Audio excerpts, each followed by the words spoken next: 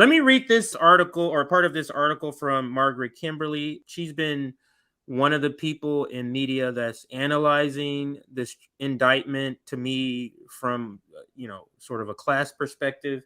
So let's read and see what she says. Just going to read a couple of paragraphs here. Trump indictments subvert the legal and political system. The recent indictments of former President Donald Trump are political acts intended to keep him from becoming president again. But the impacts of dubious legal proceedings should be of greater concern than helping the Democrats achieve electoral victories that rarely benefit the people. And that is essentially the point that, I expressed in the segment that I did on this indictment, is that, but anyway, let me read more before I give my opinion. Quote, do they consider as part of a political plea offer something that would be proscribe him from running for office again?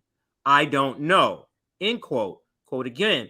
I would imagine if anything like that happened, that it would have to come from the defense side of the negotiation. That the Trump team would say, oh, by the way, and with this, we will also, drop out of the race for president, end quote. This clip I played in that segment. It's funny that she's pulling that.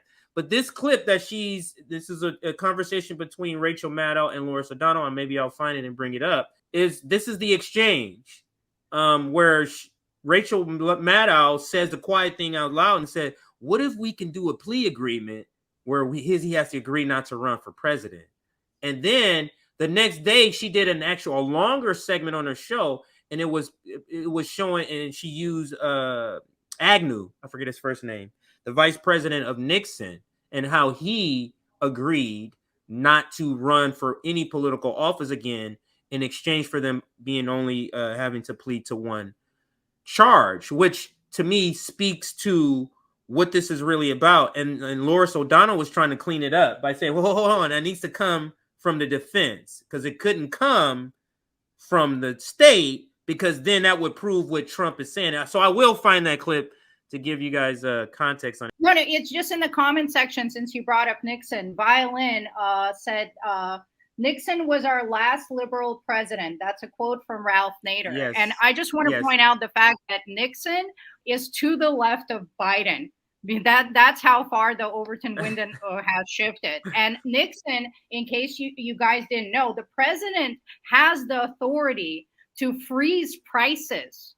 So Nixon actually did this, and you can go look it up. He froze prices because inflation was skyrocketing.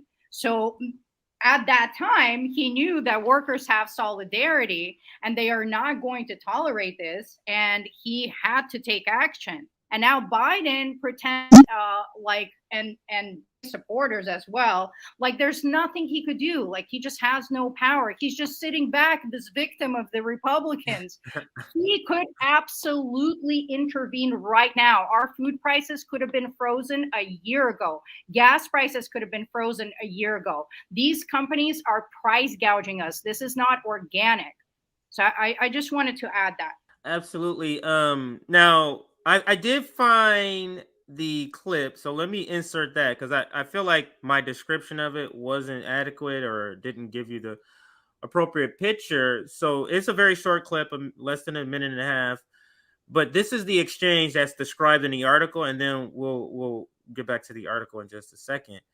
You have to wonder if the Justice Department is considering whether there is some political solution to this criminal problem, whether part of the issue here is not just that Trump has committed crimes, but that Trump has committed crimes and plans on being back in the White House. Do they consider, as part of a potential plea offer, something that would proscribe him from running for office again? I don't know. I would imagine if anything like that happened, that it would have to come from the defense side of the negotiation, that the Trump team would say, oh, by the way, and with this, we will also, drop out of the race for president. Otherwise, it would put the Justice Department in this position that Donald Trump claims they're in. he claims they're trying to stop him, simply trying to stop him from becoming president again. And that's the only reason they're doing this. So my guess, given those dynamics and the change, I think, in the way the Justice Department sees this in those 50 years since Spiro Agnew, it just seems unlikely that they would reach into the political zone of the solution. Our politics does have to find a solution to this, but it might have to find that solution separate and apart from the criminal process. You see how Lawrence, he had to clean it up. He was like, hold on, Rachel, let me clean this up now. We've been putting on this whole show that this is not a political thing, so we can't do that, Rachel. That's sort of what she's saying. But any reaction before we move to the last segment or the main segment? And I did see that you have to go do something, Zoya. So go ahead if you had a reaction, Jay. And if Zoya, you're back, you can also chime in on that video before I read this last part from the article. Yeah. So I don't know how much you guys remember now, but back in 2016, Trump said so many things, which just gave away that he was saying the quiet part out loud. At one point in the debate, he basically pointed to his fellow Republican debate primary people. He was like, "These guys are corrupt. I know because I fucking gave them money in the first place." And some dumbasses were stupid enough to say, "Oh yeah, you gave me money. Give me some more. If you could do that, that'll be great." I'm like, I don't even know if he set up a trap on purpose or not, but he literally got them to admit it, either on purpose or by accident, that they literally took his money. And it wasn't just Republicans, it was Democrats too. Kamala Harris, back when she was running for AG, he gave her, I think, I don't know how much, but he contributed to her campaign for AG. He contributed to Hillary Clinton's presidential campaign. So, and like Zoe mentioned earlier, you have pictures of Pelosi's kids and Trump's kids partying up together at Mar-a-Lago during New Year's Eve and other kinds of celebrations. So my whole point with this is, like, Trump has bought enough people off to the point where he's going to be fine. Nothing's really going to ever happen to him. Like, he's made sure of that himself. He's put in more federal court judges than any other president before him. I think Biden might have outdone him though, but more judges than any court before him. So he's saved his ass. Like, he's donated to enough people. He has bribed enough people. He's put enough judges in high places. He saved his ass. So, like, my whole reaction to that is that it's all political theaters. Nothing's going to happen to him. It's all designed. Yeah, because the judge that's presiding, the one who's assigned the case, is a Trump appointee. One of the 200 and some odd judges that he got through. She's one of them. She's actually one of them. Yeah, I didn't know that. So yeah, I won't do this. I'll do this later. But Rachel Maddow's fill-in, her name is Alex Wagner.